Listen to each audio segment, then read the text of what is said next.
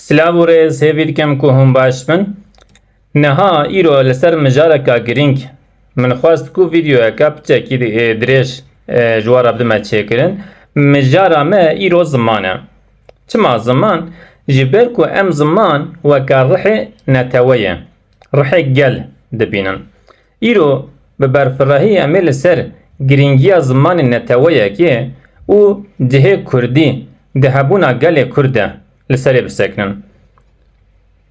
Beş bi beş li ser vê mijarê em ê bisekinin. Destpêkê beşa yekem em ê bêjin ziman çi ye? Pirsa xwe bikin. Ziman çi ye? Ziman tenê amûrek ji bo ku em pê de axivin nîne wisa. Niha ez li hemberî we de axivim. Tenê ziman ev yeke na. Nexwe em ê bêjin ziman çi ye?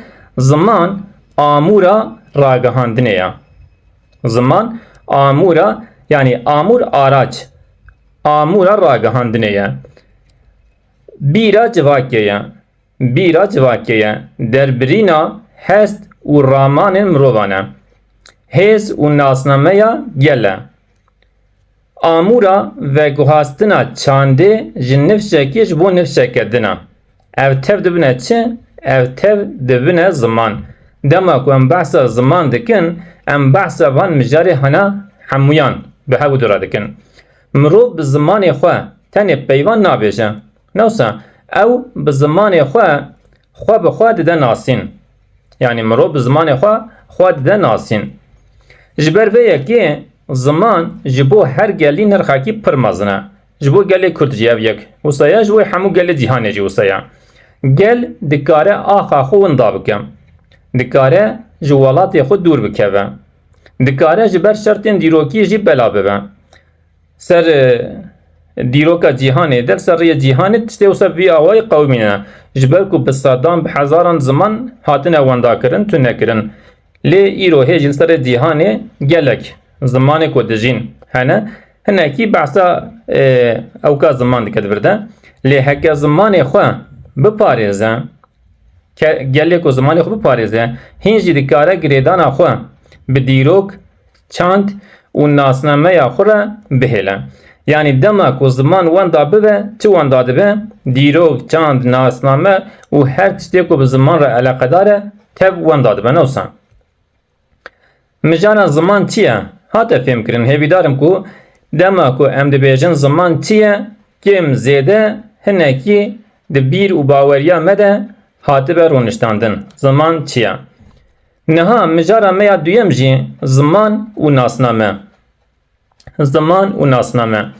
Nasnameya mirovan tenê bi nav û welatê wan nayê diyar kirin. Newsa yani dema ku em dibêjin nasname tenê navê welatê me an jî navê zimanê me tenê têr nake. Nasname di nav deh û sed tiştan de jî dijî. Yani tiştê ku girêdayî gelekî ve tev jî bi nasnameyê ve eleqedar e. Çawa em dikarin naveroka îfade bikin? Ziman, çand, dîrok, bîranîn, edebiyat, huner, kevneşopî û nirxên civakî tev. Çine? Beşeka nasnameyê ne. Vana tev beşa nasnameyê ne. Ziman di navan hemûyan de cihekî xwe yê taybet digire. Yani van mijarê ku li jor mijwara anî ziman, ziman di nava van de cihekî wî taybet heye. Ji ber ku em bi zimanê xwe yani çê taybetî çi ye? Ji bo ku em bi zimanê xwe çîroka xwe dibêjin. Çîrokên bav û kalên xwe vediguhêzin. Stranên kevnar diparêzin. Helbestên xwe dinivîsin. Hestên xwe derdixin. Zarokên xwe perwerde dikin. Em van yekî hene tev bi çi dikin? Bi zimanê xwe dikin newsa. Ji ber vê yekê ziman nasnameya gel e. Ku her roj tê jiyîn. Yani dema gelek zimanê xwe wenda bike, nasnameya xwe an jî hebûna xwe wenda dike. Ji bo vê yeka hanê em dikarin bêjin ku ji bo gelekî ziman her tişt e. Ji bo hebûna gelekî ziman her tişt e. Beşeka dijî em dikarin bêjin ku ziman bîra gel e. Newsa ziman bîra gele, hişê gele. Her gelek bîranînên wî heye newsa. Çawa ku kesek, ancî li ser şexsê xwe bêjim, her mirov, her ferdek bîranînê wî hebe, bîranînên gelekî jî hene. Di nav zimanê gel de çi tê gotin? Navê cih û gundan, navê çiya û newalan, gotinên pêşiyan, çîrokên kevnar, destan, stran, lorîn, deha û gotinên mezdinan, an jî gotinên pêşiyan. Tev têne parastin newsa di nava ziman de. Heke em bêjin ziman kêm bibe an jî wenda bibe, beşek ji van bîranînên hana tev çi dibe? Bi ziman re wenda dibe. Ji ber vî xatirî ziman giringiya xwe li ser çi dihêle? Bîra gel. Ziman giringiya xwe li ser bîra gel dihêle. Yani gelê ku bîra xwe, hişê xwe biparêze, dikare dîroka xwe jî ji nû ve bixwîne û ji nifşên nû an jî nifşên pêşa rojê re veguhêze. Ez micaja te fêm kirin. Em ê niha derbasî ziman û dîrok bibin. Ziman û dîrok. Ka têkiliyeka çawa têkiliyeka çawa di navbera ziman û dîrokê de heye. Li ser vê yekêm hinekî bisekinin. Dîroka her gelî tenê di pirtûkan de nayê nivîsandin. Newsa ez bêjim her gelek xelqek pirtûkê wan hene newsa gelê Kurd, gelê Tir, gelê Ereb serê cîhanê çend hebgel hebin pirtûkê wan hene, zimanê wan hene, çanda wan heye. Behsa vê yekê dike dîroka her gelî di pirtûkan de tenê nayê nivîsandin. Behsa çi dike yani beşek ji dîrokê di ziman de jî dişî. Yani gotinên bav û kalên me, navên kevnar, çîrokên malbatê, destan û stranên me hemû belgeyên jiyana civakê ne. Belgeyên jiyana civakê ne. Ji ber vê yekê em dibêjine çi? Ziman arşîva zindî ya gele. Arşîva zindî ya gele. Yani pirtûk dikare di demê de xera bibe, dikare bişewte, dikare wenda bibe. Yani tiştek tê pirtûkê newsa. Lê ziman dikare ji devê dayîkê bigihî ji devê zarok û ji nifşekî ji bo nifşekî din were veguhestin. Mînak em behsa gelê Kurd bikin. Zimanê gelê Kurd yani bi hezar salan e nebûye zimanekî perwerdeyê pergaleka wî çê nebûye. Lê belê yani bi devkî ji dîrokê bi hezar salan hetanî nifşa îro hatiye gihîştiye me. Ev yek jî dide nîşandan ku tenê ziman ne di nava pirtûkê de ye. Yani beşeka mazanê ziman bi devkî ji nifşekî gihîştiye nifşekî din. Taybet jî divir de rola mazin çi ye? Rola dayîkê ye. Dayîk ku bi zarokê xwe re bi zimanê xwe diaxive. Niha em behsa ziman û çand bikin. Çand kültür. Çand bê ziman nikare bi temamî bijî. Çand bê ziman nikare bi temamî bijî. Çand di hundirê ziman de jî xwe nîşan dide. Çand di hundirê ziman de xwe nîşan dide. Di zimanê her gelî de awayekî taybet heye. Ku mînak evînê dibêje. Yani bi zimanê xwe evînê dibêje. Xemê ve dibêje. Hani kul û derdê xwe xema xwe ve dibêje. Kêfxweşiya xwe derdixîne der. Mêvanperweriya xwe bi zimanê xwe nîşan dide. Rêzê dide mezdinan. Hezkiriyan dide piçûkan. Zarokan dihêle ku bi bav û kalên xwe re girêdayî bimînin. Yani ev yeka hanê çi ye? Tev bi ziman tê kirin. Yani ji ber vê yekê jî em dikarin bêjin ku ziman ne tenê beşek ji çandê ye. Ziman ew yek ji bingehên sereke yên çandê ne. Ango em dikarin serarast bikin ku bê ziman çand nabe. Yani ten necbûna çanda Kurd an jî gelê Kurd em dibêjin. Ji bo hemû gelê ku li ser rêya cîhanê dijîn çanda wan bê zimanê wan nabe. Hev û dinê temam dikin. Em werin ser Kurd û zimanê Kurdî. Yani ji bo gelê Kurd zimanê Kurdî elbet giringiyeka wî pir mezin heye. Çima jiber ku Kurd bi zimanê xwe yani malbatên Kurd, çîrokên dayîk û bavan, stranên kevnar, helbestvan û nivîskar, çîrokbêj, dengbêj, gotinên pêşiyan, destan û bîranînên civakê ne. Ji bo Kurdî ziman ev tiştê hana teve. Kurdî ne tenê amûra axaftina Kurdî ye. Yani tenê ku em bêjin em bi Kurdî diaxivin base ev yek têr nake. Kurdî beşek ji hebûna dîrokî û çandî ya gelê Kurd e. Yani heke em çanda xwe wan da bikin, em hebûna xwe dîrokî em wan da bikin, êdî ji xwe qîmeta ziman jî namîne. Tev weke goşt û hestî bi hev dive girêda ye. Ji hebûdinê naqatin, hebûdinê tamam dikin, xurt dikin. Kurdî û dîroka Kurdî. Em ê çawa bînne ziman. Di nav dîroka Kurd de ziman roleke girîng dilîze. Yani di nav çalakiyên edebî û çandî de gelek nivîskar, helbestvan, alim, dengbêj û ronakbîr bi Kurdî berhem afirandine.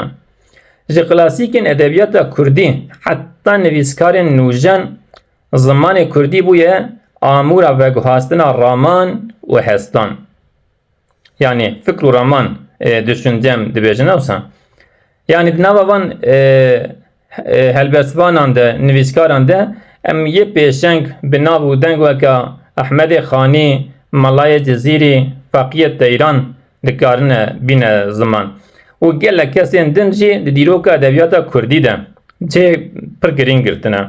Yani ji bilî van nivîskarê ku em got bi sedhevan nivîskarên Kurd yên bi qîmet û girîng hene. Yani berhemên van kesan jî nîşan dide ku Kurdî ne tenê zimanekî axaftinê ye.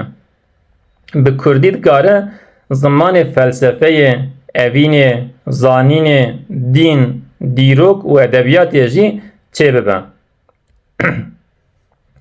Em werin biborin.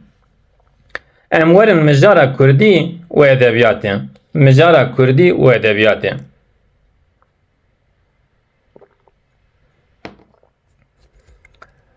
Yani li jor jî mehanî ziman ku her ziman pê edebiyatekê çêdibe newsa.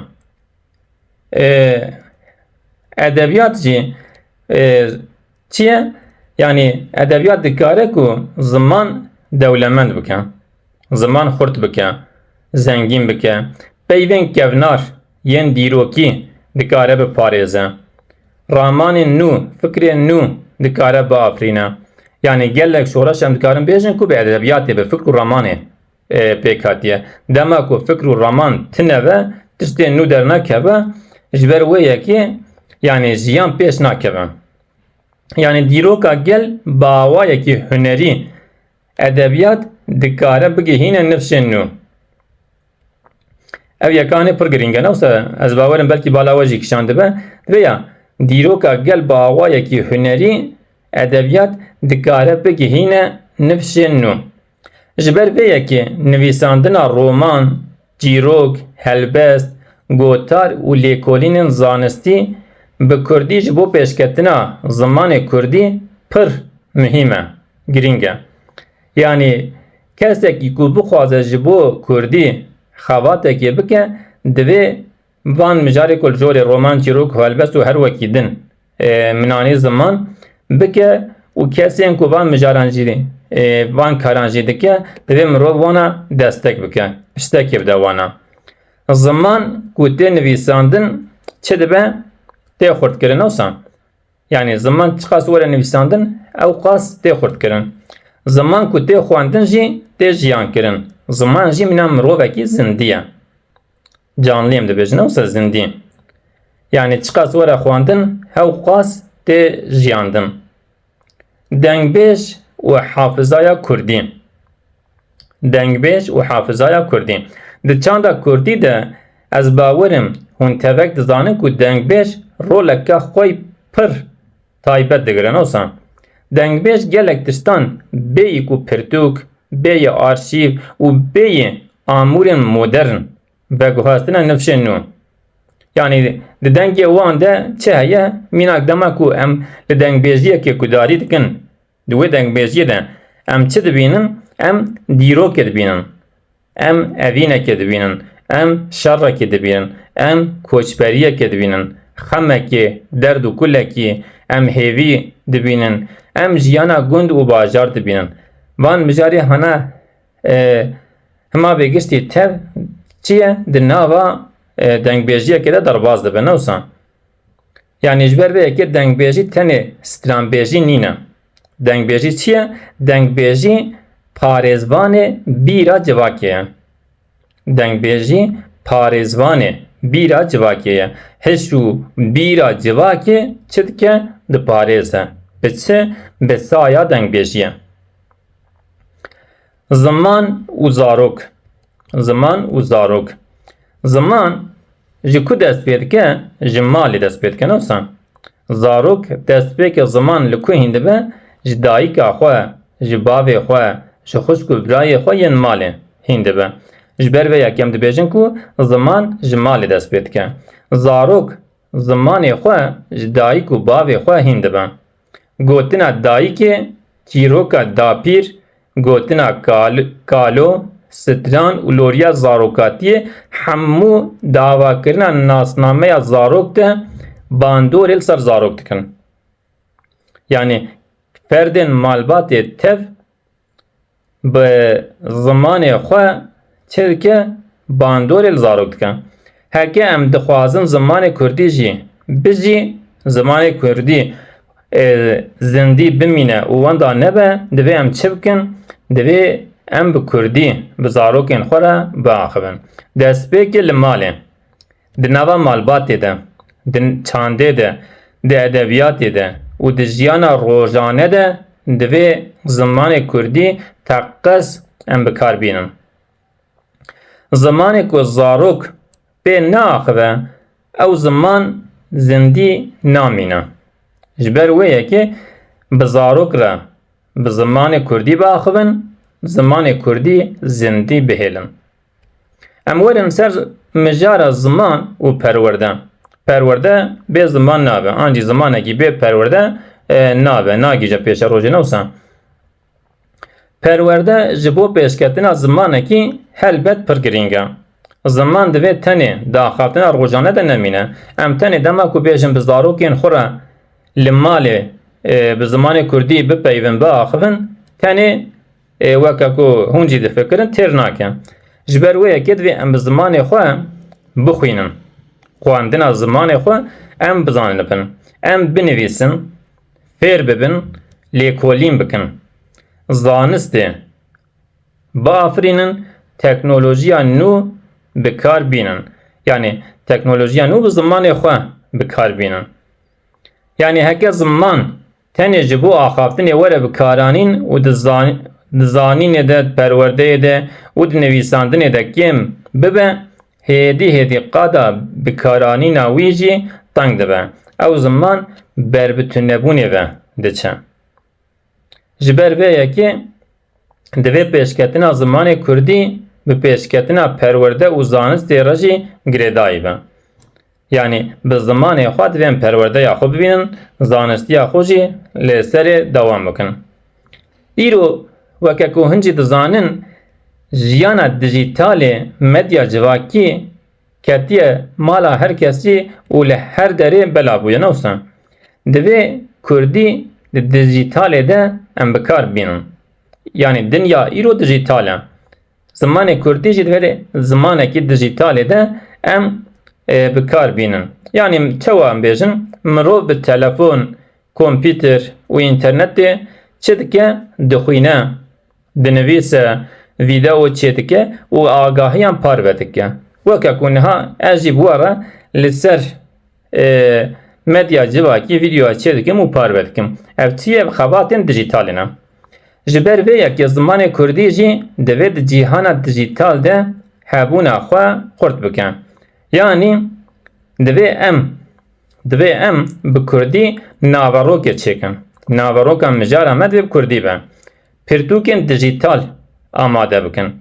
Yani pirtûkek li ser telefonan, li ser کۆمپیوتران تابلتان ئەم دکاربن بخوێنن divê em wana çê bikin amade bikin nivîsên zanistî divê em bela bikin vîdeo û podcastên Kurdî çêkin peyvên nû ji bo zanist û teknolojiyê pêş bixin yani ev yek divê behsa çi dike weke ku hûn jî dizanin îro jiyaneka teknolojiyê ser riyê hemû cîhanê bela dibe gelek tiştê nû teknolojiyê nû her roj têne dîtin û pêşxistin ne wisa yani ji bona ku tiştê nû têne afirandin ji bo van tiştê hana jî divê peyvên nû em biafirînin bi zimanê xwe li gorî qural û qaydeyê zimanê xwe û Kurdî di platformên dijîtal de divê em zindî bihêlin yani îro li ser hemû medyan civakî ez bêjim Instagram, Facebook, Twitter, YouTube û her wekî din çi medya civakî em dişxulînin an jî platformên dijîtal em dişxulînin divê em li ser van yekan bi zimanê Kurdî xebatê xwe bikin peyamê xwe bi zimanê Kurdî binivîsînin zimanê ku di dijîtalê de tunebe zimanê ku di dijîtalê de tunebe di cîhana nû de kêm tê dîtin hêdî tesîra wî wenda dibe biçûk dibe ji ber vê yekê taybet jî îro ji bo zimanê Kurdî dijîtal qadeka pir nû ye û pir mihîm e divê zimanê Kurdî di qada dijîtal de em têr û tije bikar bînin em niha derbasî ziman û yekîtiya civakê bin yani hetanî niha em her tim behsa ziman û ziman û civakê dikin ne wisa ji bo civakê nirxên civakê girîngiya wî çi ye her civak me gote zimanê xwe tê nasîn ziman nasnameya civakê nasnameya gel e têkiliya wî niha em hev bidine çêkirin yani em behsa çi dikin gelê Kurd îro li ser deverên cuda di nav şertên cuda de jiyan dikin ne wisa hinekî şert û mercên gelê Kurd ernîgariya Kurd ji hev cuda ye di nav Kurdî de jî zaravayên cuda hene yani cudahiyên zaravayan tiştekî normal e di hemû zimanan de zarava lehçe bi Tirkî dibêjin hene gelek zimanê din jî zaravayên wan hene yani ev cudahî em dikarin bêjin ku ne sedema ku ji hev dûr bibin yani kesên ku bi kurmancî de axivin kesên ku bi dimilkî de axivin kesên ku bi soranî de axivin ev nayê wê wateyê ku wan ji hev û dinê perçe bike ji hev û dinê dûr bixîne lê bereva jî vê yekê divê em vê dewlemendiya ziman wekî mîrateyekê bibînin yani dibêje ku îro ji bona zimanê Kurdî her çiqas gelek zarava hebin jî ev yek mîrateyeke mîraseke dewlemendiyê ye zimanê Kurdî dikare bi bandora girîng a pêwendiya çandî û civakî ya Kurdên li deverên cuda jî bigihîne hewdinê yani çi dike girîngiyeka mezin li ser hemû deverên ku bi Kurdî de axivin tesîreka ziman bi vî awayî heye em behsa zarava û dewlemendiya Kurdî bikin li jor jî hinekî me behs kir niha dubare bikin Kurdî xwedî dewlendiyeka mezin a zaravayî ye ne wisa gelek zaravayên Kurdî hene yani kurmancî soranî kelhûrî lekî û formên din bi vî awayî têne axaftin ev çi ye ev dewlemendî divê nebe pirskirêk yani zarava ji bona civaka Kurd divê nebe pirskirêk hebûna zarava her yek beşek ji dîroka zimanî ya Kurdî ye yani îro di nava kurmancî de dîrokek heye çandek heye di nava soranî de dîrokek çandek edebiyatek heye ne wisa kelhûrî jî wisa lekî jî wisa û dimilkî jî wisa yani ev yeka hanê divê nebe pirskirêk mijara sereke divê çi be divê em hemû dewlemendiya ziman biparêzin yani hemû zaravayê xwe divê em biparêzin lê di heman demê de rê li ber pêwendî yani têkilî hev fêmî çi ye ku em ji hev û dinê fêm bikin Yani Kurdekî kurmanc û Kurdekî soran divê ji hevûdinê fêm bikin. Kurdekî ku bi lorî û Kurdekî ku bi dimilkî zazakî daxive divê ji hevûdinê fêm bikin. Yani gotina hevfêmî em bikartînin û hevkariyê vekin. Dema ku ji bona civaka Kurd em bi ziman vê yekê bikin çi dibe zarava nave pirsgirêk. Newsa mijareka dijî ziman û rûmet yani ziman û rûmeta xwe em dikarin bêjin newsa. Îro em dibêjin zimanê me rûmeta me ye. Zimanê me rûmeta me ye. Ka girîngiya vê gotinê ji kutê. Mirov bi zimanê xwe dizane. Bi zimanê xwe diaxive divê ji vê yekê şerm neke. Yani kesek divê ji zimanê xwe şerm neke. Zimanê dayîkê tiştekî ku mirov ji bo wî bibêje ev kê me an jî ev şermî ye tiştekî wisa nîne. Hemû civakê li ser rûyê dinê zimanê wan rûmeta wan e. Ev kêmasiyekî nîne. Her ziman çi ye? Xwedî nirx e. Kurdî jî ji bo gelê Kurd nirx e. Tirkî ji bo gelê Kurd, gelê Tirk, Erebî ji bo gelê Ereb, İngilîzî ji bo gelê İngilîz. Her wekî din em dikarin wisa bêjin. Ev yek em dikarin bêjin ku Kurdî jî yani xwedî dîrok e, xwedî edebiyat e, huner e, çand e, xwedî deng e, xwedî peyv e, gotinên pêşiyan e, destan û bîranînê xwe ye. Evana tev çi ye? Di nava Kurdî de jiyan newsa. Kurdî xwedî van yeka ye. Ji ber vê yekê dema ku em behsa Kurdî dikin em behsa dîrok, edebiyat, huner, çand, deng, gotinên pêşiyan, destan û bîranînên civakê tevan dikin. Ev yek dibe çi? Ev yek rûmeta zimanê me ye. Rûmeta dîroka me ye. Yani zimanê me li gorî vê yekê dibe rûmeta me û dibe rûmeta dîroka me. Girîngiya wî ev e. Yani çawa ku me got zimanê me rûmeta me ye ji kutê ji vê yekê tê. Ziman yani dema ku em behsa zimanê Kurdî dikin divê ev neyê fêmkirin ku zimanê Kurdî li dijî zimanên din e. Ev yek şaş e. Newsa yani tu ziman divê ne li dijî zimanekî din be. Îro parastina Kurdî ne wateya dijberiya zimanên din e. Mirov dikare bi Kurdî jî zanibe, bi Tirkî jî, bi Erebî jî, bi İngilîzî jî û bi zimanên din jî. Yani heta nîku kesek ez bêjim 10 zimana jî zanibe ev ji bo wî kesî dewlemendî yeke. Lê zanîna zimanên din mirov dewlemend dikin. Yani kesek çiqas an jî civakek çiqas bi gelek zimanan dizanibe ev yeka hanê û dewlemend dikin. Lê zanîna zimanên din divê nebe sedema ku mirov zimanê xwe ji bîr bikin. Zimanê dayîkê ji bîr bikin. Îro çawa ku me got yani Kurdek dikare zimanê Tirkî, Erebî, Farsî hîn bibe lê piştî vê hînbûnê divê zimanê xwe yê dayîkê zimanê Kurdî ji bîr nekin. An jî zimanê Kurdî navêje pişt xwe. Li pişt xwe nehêle.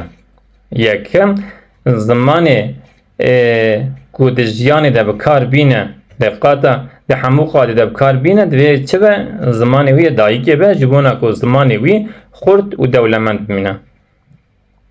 Yani em çawa dikarin rave bikin pirzimanî dewlemendî ye. Kesekî ku bi pir zimana zanibe gelek zimana zanibe dewlemendî ye. Ji bîrkirina zimanê dayîkê jî wendebûna beşek ji nasname ye. Kesekî ji xwe bê nasname tune ye. Newsa me gotin nasname dîrok e, çand e, ziman e, nirx e û edebiyat e, huner e. Ev yeka hanê hemû nasnameyê de nîşan dan. Beşê nasnameyê ne. Kesekî ku zimanê xwe jî ji bîra bike nasnameya xwe ji bîra dike. Bê nasname jî jiyan ji xwe nabe. Xislet û xarakter çê nabe. Ziman û berpirsariya nifşa me. Yani îro li gorî nifşê xwe çi heye? Berpirsyariyeka me ji bo ziman heye. Newsa çawa ku em dibêjin bi hezaran salan zimanê Kurdî حتانی روژا me ya îro hatiye gihîştiye me em jî dibêje zimanê Kurdî nifşa ku piştî me tê em zimanê Kurdî bigihînin wana. Yani zimanê Kurdî bi me re neqede. Yani ev berpirsyariya me çi ye? Berpirsyariya dayîk û bav e. Yani ev mijar berpirsyariya dayîk û bav e. Berpirsyariya mamoste, xwendekar, nivîskar, hunermend, rojnamevan, zanînge, malbat û em dikarin bêjin ku yani hemû kesên ku bi Kurdî dizanin ev yek berpirsyariya wan e. Ku zimanê Kurdî bigihîje nifşên pêşerojê, nifşên nû. Yani herkes dikare bi awayekî piçûk jî vê berpirsyariya xwe bikar bîne. Yani çawa ez bêjim, kesek dikare peyvekê hîn bibe, peyveka Kurdî hîn bibe. Kesek dikare çîrokekê bi Kurdî bibêje. Pirtûkekê bi Kurdî bixwîne, nivîsek Kurdî binivîsîne. Îro ser medya dijîtal em nivîsekê dinivîsînin, peyama me em dikarin bi Kurdî binivîsînin. Bi zarokekî Kurd re em dikarin Kurdî biaxivin. Newsa îro bi zarokê xwe re çima em ê bi zimanekî din biaxivin? Ev yeka hene şaşiyek em mezin ev rastî. Destpêkê divê bi zarokê xwe re em wan hîn zimanê Kurdî bikin, zimanê dayîkê bikin. Yani van gavên piçûk dikarin di demeka dirêj de encameka mezin çê bikin. Yani hin tişt piçûk xuya dikin, destpêkê dema ku mirov lê dinê rekavekî pir piçûk xuya dike, lê di demeka dirêj de çi dike encameka pir mezin derdixîne holê. Mijareke dijî heke ziman wenda bibe, çi wenda dibe? Li ser vê pirsê divê minekî raweste newsa. Ziman wenda bibe, çi wenda dibe? Ez bawerim hetanî niha yani mijarê ku li serê em sekinin bersiva vê pirsê jî yani we tê derxistiye. Zimanekî ku demê re wenda bibe tenê peyvê wî zimanî wenda nabin. Tenê bi wan peyvaya namîne newsa. Bi ziman re ev xalên ku niha ji we re bêjim wenda dibin. Awayê taybet ê ramanê. Raman û fikriyek e. Çîrokên kevnar yani ziman wenda ve çîrokên kevnar wenda dibin. Gotinên pêşiyan wenda dibin. Stran wenda dibin. Navên cihên kevnar yên dîrokî wenda dibin. Beşên bîra civakê, hest û derbirînên taybet û perçeyekî ji çandê tev çi dibe? Bi wendabûna ziman re têk diçe ew jî wenda dibin.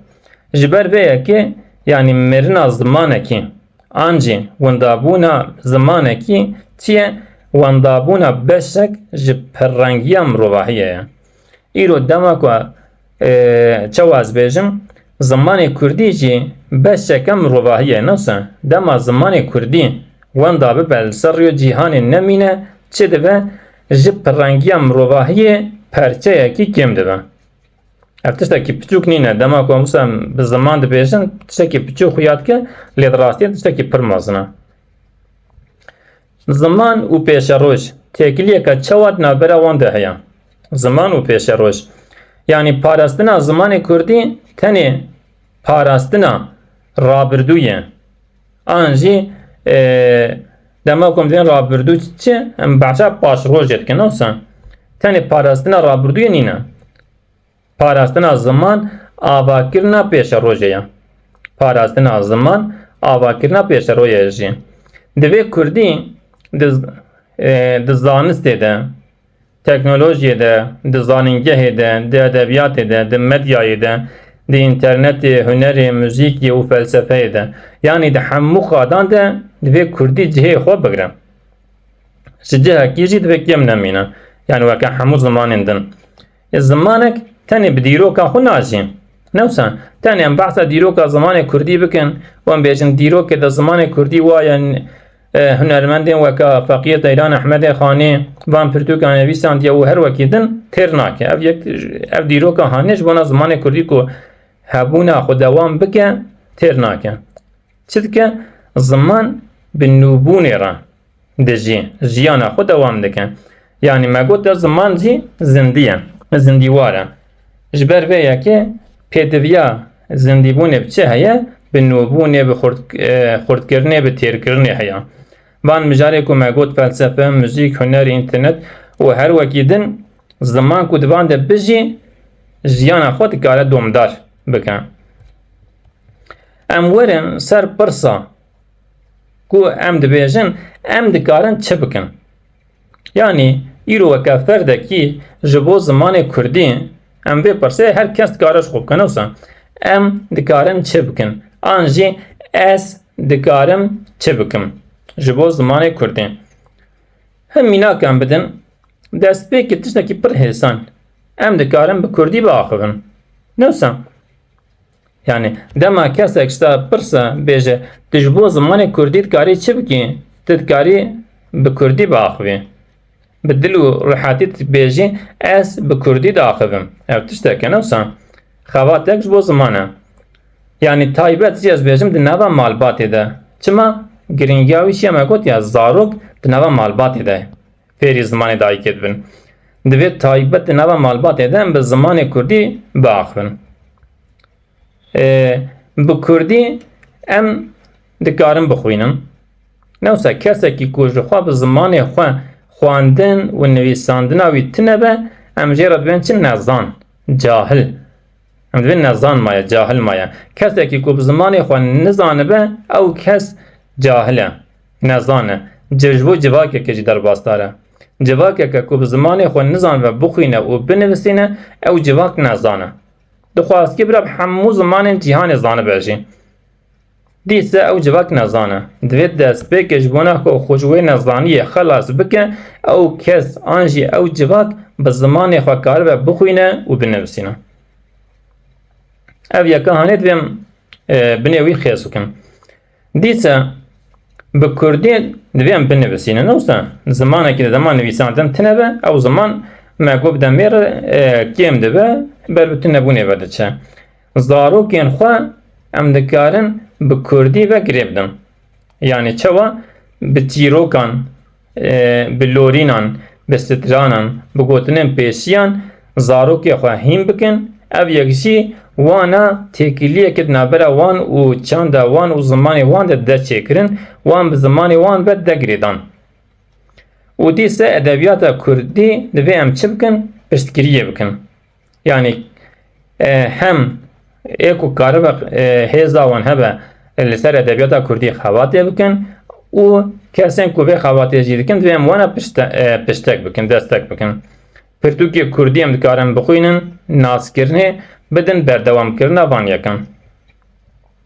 û dîse naveroka dijîtal bi Kurdî çêkin. Me gotiya li ser hemû platformên dijîtal hanê vîdeo dibe, podcast dibe, nivîs dibe, ders dibe û çi dibe bila bibe divê em bi Kurdî çêkin. Naveroka van tiştê hene dê bi Kurdî be. û peyvên nû divê em biafirînin û bikarbînin. Me gotiya îro teknolojî û zanist nû ye, gelek tiştê nû têne çêkirin. Li gorî van tiştê hene jî divê em navên nû bi zimanê xwe li van yeka bikin. Ev yek jî zimanê me dewlemend dikin. Ziman û rûmeta nifşên berê. Yani nifşên berê gelek tiştan ji bo me heştine newsa. Dapîr û bapîrên me, pîr û kalên me çi ji me re heştine? Çîroka ji me re heştine.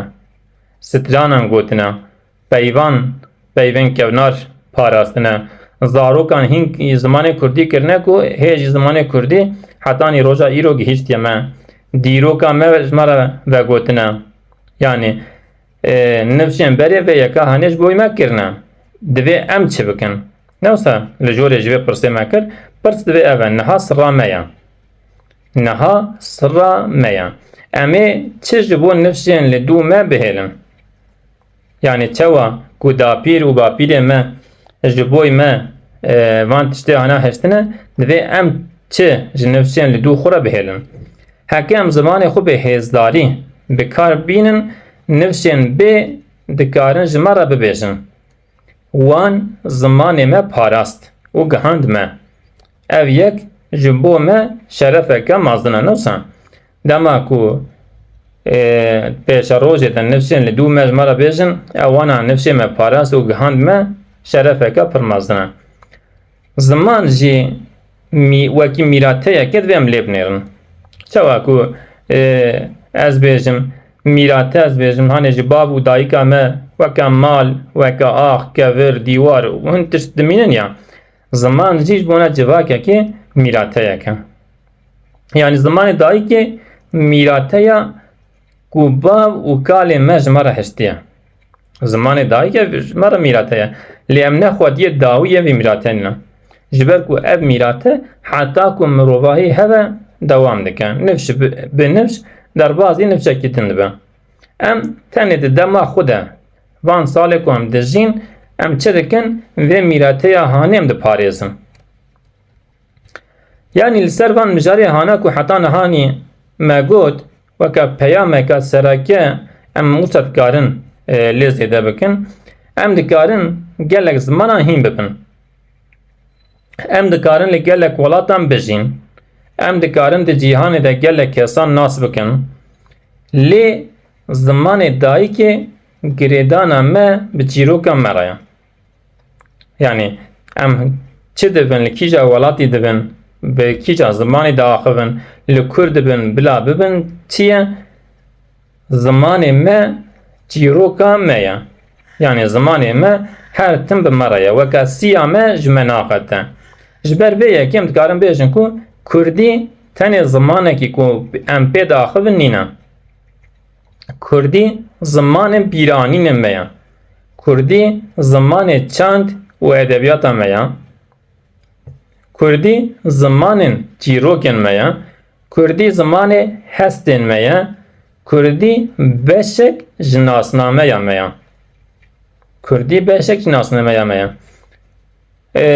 زمان به تنه بگوتن من ناجین تنه کوام بگوتن بیشن زمان ناجی زمان بکارانی نامه دجی یعنی ام چقدر زمان کردی بکار بینن او زمان کردی هبونا خود دوام دکه دما کوام بکار نینن چه دبه تو ندبه جیاناوی دقیقه نوسان یعنی حکم بغا آخوان چه دبه زمان کردی دجی حکم نا آخوان دمرن هرکی ام بخوینن زمان کردی مازن دبه ام نخوینن مازن نابه بچوک دمینه یعنی ام بنویسینن جی چه دبه دولمند دبه بوی آوائن یعنی جبر ویه که پاراستنا کردی تنه کار ایرو نینا یعنی که جبو ایرو هم بیجن کردی پارز نینا برپرسیاری اما لحنبری نفسین که وی صغه ورن لبهمبری وانجی اف برپرسیاری اما سورملقا ما هیا وکا گوتنا داوی ام دکارم ببیجن که زمانی که تو دپارێزی tenê peyvan tu naparêzî. Yani bi parastina zimanekî tenê tu peyvan naparêzî. Tu dîrok, bîranîn, çand û dengên nifsên berê jî diparêzî. Yani zimanê dayîkê çi ye? Deriyê nasname ye. Kurdî heke tu Kurdî bijî em pê biaxivin, bixwînin, binivîsînin û nifşên nû jî hîn bibin. Yani pê hîn bikin. Ev yeka hanê çi ye? Berpirsyariya me ya sereke ye. Ji ber vê yekem dibêjin ku zimanê me dengê me ye. Zimanê me dengê me ye. Dengê me bîra me ye. Bîra me nasnameya me ye. Nasnameya me mîrateya nifşên bê ye. Bi van gotinan vîdyoya xwe diqedînim bimînin di nava xêr û xweşiyê de.